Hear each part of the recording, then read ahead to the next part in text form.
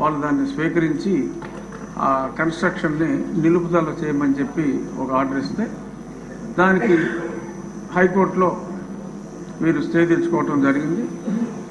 ఆ సమయంలో సుప్రీంకోర్టుకి నేను ఈ విషయాన్ని తీసుకువెళ్ళినప్పుడు పచ్చి అబద్ధాలు అంటే అసలు గతంలో ఎంత ఎస్ఎఫ్టీ ఉందో సుమారు 22,000 చిల్లర ఎస్ఎఫ్టీ ఉండేది ఆ చిన్న కాటేజెస్. అదే చోట ఆ ఎస్ఎఫ్టీకి మించకుండా కట్టమని చెప్పి చాలా క్లియర్గా సుప్రీంకోర్టు డైరెక్షన్ ఇచ్చిన తర్వాత ఆ మ్యాటర్ని హైకోర్టుకి రిఫర్ చేశాను.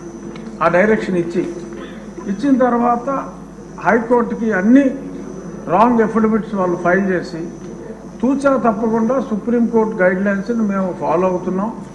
ఈయన ప్రతిదానికి మా మీద కంప్లైంట్ ఇస్తాడు, అతని కంప్లైంట్లు మీరు పట్టించుకోవద్దు అని అన్ని రాంగ్ ఎఫిడవిట్లు నేను ముఖ్యమంత్రి నివాసం కోసం పట్టుకుంటున్నట్టు అప్పుడే చెప్తే అదేమీ లేదు, కేవలం టూరిజం డెవలప్మెంట్ కోసం మేము ఇన్ని 100 కోట్లు ఖర్చు పెడుతున్నామని చెప్పి బ్లేటెంట్ లైస్ని, అంటే అది పెర్జూరీ కింద వస్తుంది, కోర్టుని తప్పుదోవ పట్టించడం. అటువంటి ఇవన్నీ కూడా ఏపీ టూరిజం డెవలప్మెంట్ కార్పొరేషన్ వారి ద్వారా ఆ పచ్చి అబద్ధాలని అక్కడ ఫైల్ చేయటం, పలుసార్లు అది వాయిదా పడటం జరిగింది. చివరికి అనుకున్నట్టుగా ఆ 22,000 ఎస్ఎఫ్టీ కాకుండా ఇందాక గౌరవనీయులైన మంత్రివర్యులు చెప్పినట్టు 1,20,000 చిల్లర ఎస్ఎఫ్టీ కట్టడం. ఆ తర్వాత ఒక చిన్న డ్రామా, ఎందుకంటే అప్పుడు దాకా అది టూరిజం ప్రాజెక్ట్ అని చెప్పారు.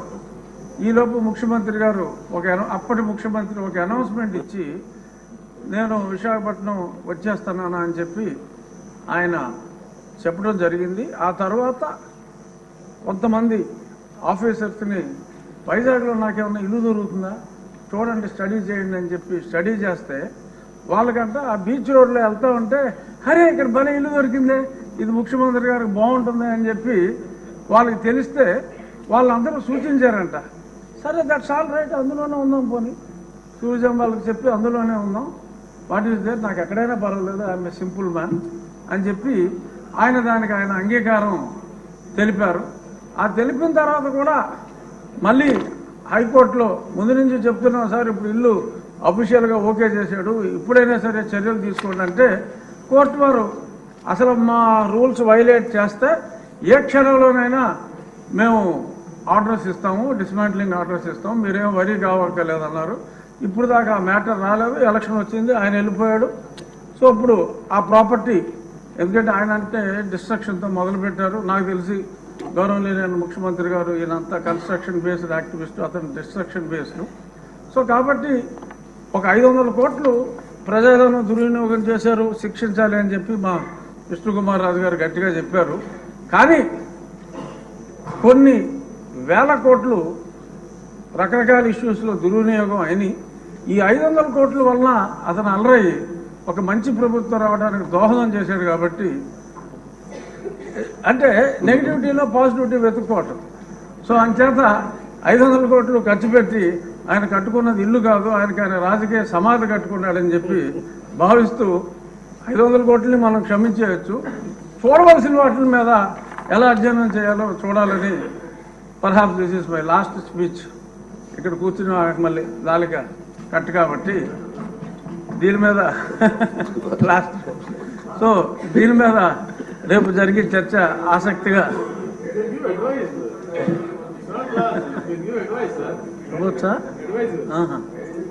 సో ఇది నా పర్సనల్ ఒపీనియన్లో, అంటే నేను వేసిన కేసు కూడా అప్పుడు కొట్టివేయమని అడిగాం, ఇప్పుడు కొట్టివేయకూడదు కాబట్టి నా కేసు కూడా ఇంకా ఇన్ఫ్రాస్ట్రక్చర్స్గా నేను వెనక్కి తీసుకుంటాను. రామకృష్ణ బాబు గారు కూడా అసెట్ ఉండాలి కాబట్టి అప్పుడు మనతో కూల్చేమన్నాం. అంటే ఇంత దారుణం అని తెలియదు. 500 కోట్లు ఖర్చు పెట్టారు కాబట్టి అది రాష్ట్ర అసెట్గా భావించి దాన్ని తెలివిగా, అంటే ఒక వ్యక్తి కాంక్ష ఈ రకంగా ఉంది అని చెప్పి ప్రజలకి మరి ఏదో టికెట్ ఇచ్చినా కూడా మాదిరిగా రికవర్ అవుతుంది. అద్దెకిస్తే ఏమి రావు, 7 గదులు.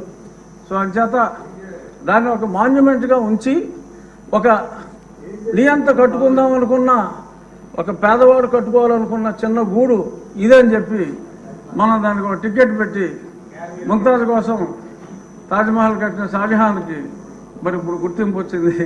అలాగే దాన్ని మనం ఒక మాన్యుమెంట్గానే వాడుకుని ఒక నియంత కట్టుకున్న చిన్న ఇల్లుగా మనం అభివర్ణించి దాన్ని ఎటువంటి కూల్చివేతలు లేకుండా చక్కగా సౌందర్యంగా దాన్ని మెయింటైన్ చేయాలని చెప్పి టూరిజం మంత్రి గారిని మనస్ఫూర్తిగా కోరుకుంటూ మా విష్ణుకుమార్ రాజు గారు చెప్పిన చర్యలు ఎక్కడొద్దు, చర్యలు చాలా అట్లకు ఉందని తెలియజేస్తూ నమస్కారం. రామకృష్ణబాబు గారు, రామకృష్ణ గారు, ఓకే అండి.